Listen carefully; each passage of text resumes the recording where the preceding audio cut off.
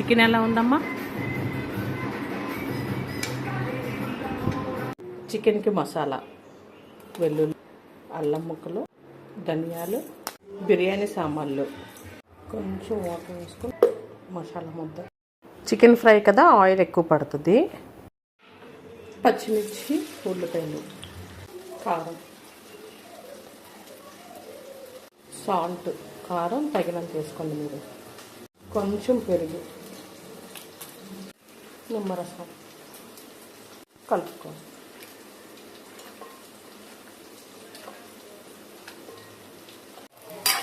ఉల్లిపాయలు వేసుకున్నాయి. ఇందాక ఆడించుకున్న మసాలా, అల్లం వెల్లుల్లి పేస్ట్, ధనియాలు, బిర్యానీ సామాన్లు అన్నీ కలిపి వేయించుకున్నాగా అది కొంచెం పసుపు. ఇప్పుడు ఈ మసాలా కలిపి పెట్టుకున్నాక ఉప్పు, కారం అవి వేసుకోవాలి. చికెన్ సిమ్లో పెట్టి ఒక్కసారి బాగా కలుపుకోవాలి.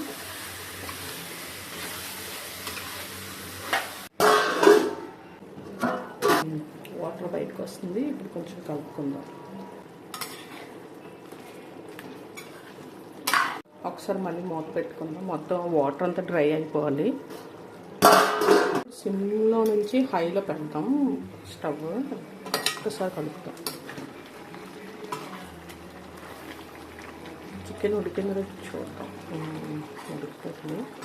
ఇంకొకసారి కలిపి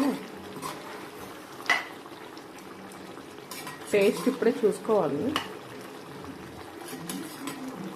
కారం, ఉప్పు, మసాలా అంతా బాగా సరిపోయిందో లేదా అనేది చెక్ చేసుకోవాలి. ఇప్పుడే కస్తూరి మెతి వేసుకొని ఇంకా సిమ్లో పెట్టి ఆయిల్ పైకి వచ్చినంత వరకు మూత పెట్టి ఉంచేది.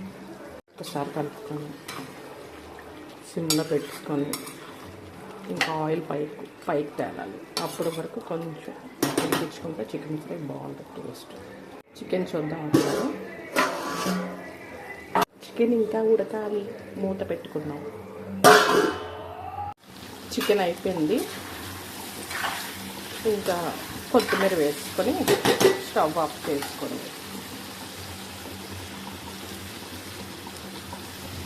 Chicken fry ready.